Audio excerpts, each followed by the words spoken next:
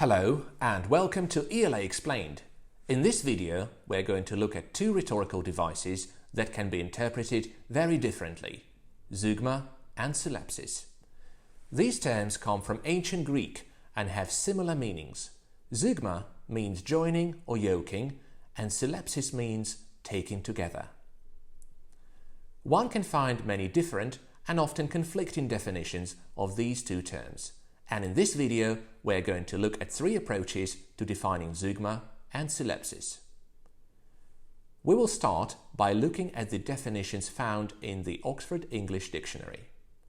Here, both Zeugma and Syllepsis refer to figures of speech in which a word is applied to two others, creating some sort of inconsistency. But Zeugma deals with semantics and Syllepsis with grammar. Let's look at the examples provided in the OED. In this case, the verb to expire has two subjects, John and his driving license.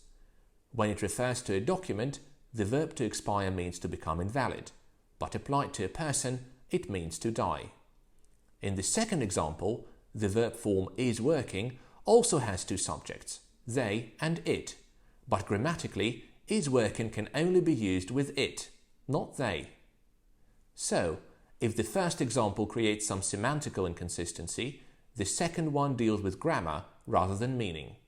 And this is how Zeugma and Syllepsis are defined in the OED. The second approach sees Syllepsis as a subtype of Zeugma. In the concise Oxford Dictionary of Literary Terms, Zeugma is described more broadly as one word referring to two others. Syllepsis is interpreted as a subtype of Zeugma which creates either semantical or grammatical inconsistency. Let's compare the examples provided in the dictionary. In this sentence, the verb give has two indirect and two direct objects. Give them thy fingers and give me thy lips.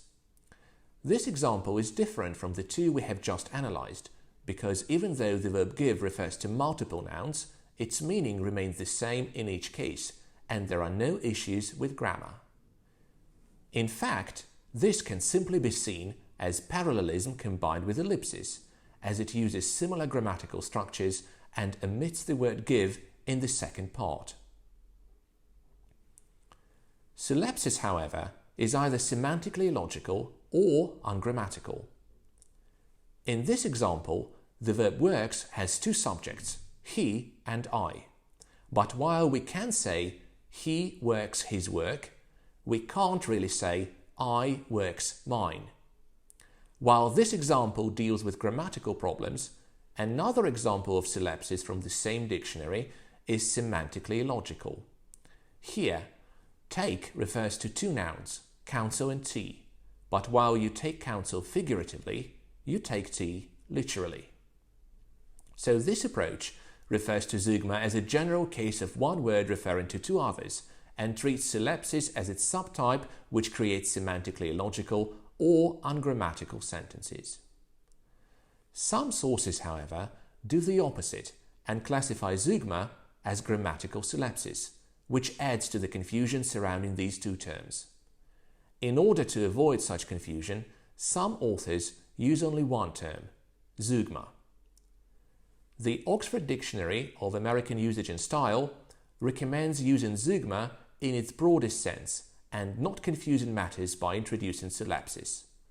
While this approach may sound overly simplistic, it does make things much easier.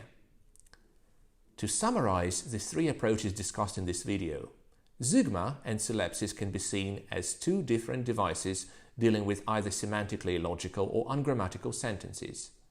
Syllepsis can be seen as the semantically illogical or ungrammatical variety of Zeugma, and finally, we can simply use the term Zeugma in all cases and avoid the term Syllepsis.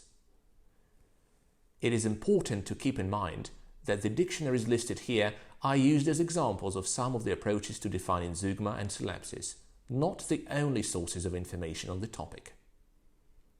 Finally, let's look at three more examples and see how different authors might interpret them. This case deals with semantics. You cover yourself with dust literally, and you cover yourself with glory metaphorically. The OED will interpret it as an example of zeugma, and Chris Baldick as Syllepsis. Garner recommends using only zeugma, so there is not much to choose from here. This example can be seen as ungrammatical. If the only verb in the sentence is make, then the sentence says that natural philosophy make men deep and moral make men grave. This will be interpreted as Syllepsis by the OED and Chris Baldick. Garner again sees every example as zeugma. And finally, we have an example that has no issues with grammar or semantics. Chris Baldick and Garner will interpret it as an example of zeugma, and the OED will probably see it as simply the word conquered being omitted in parallel clauses. Whether you interpret a structure as an example of zeugma or Syllepsis, it is more important to know why authors use such sentences. Such structures sound unusual, unexpected. They add an element of surprise to a sentence, making it stand out.